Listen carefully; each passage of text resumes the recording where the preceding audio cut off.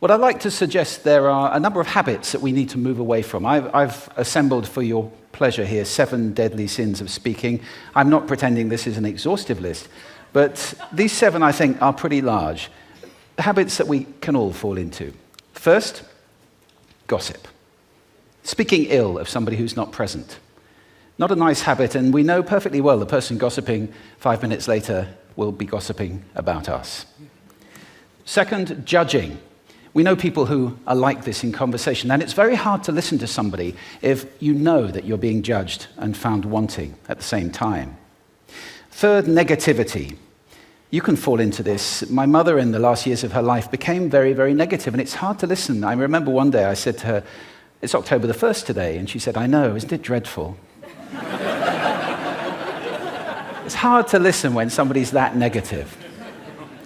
And another form of negativity, complaining. Well, this is the national art of the UK. It's our national sport. We complain about the weather, about sport, about politics, about everything. But actually, complaining is viral misery. It's not spreading sunshine and lightness in the world. Excuses. We've all met this guy. Maybe we've all been this guy. Some people have a blame thrower. They just pass it on to everybody else and don't take responsibility for their actions. And again, hard to listen to somebody who's being like that.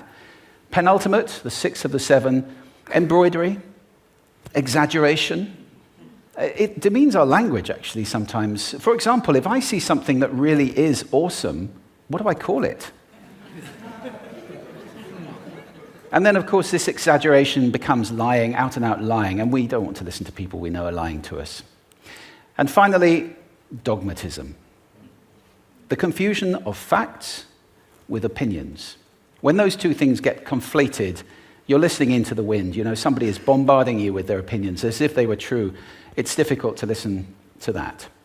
So here they are, 7 deadly sins of speaking. These are things I think we need to avoid.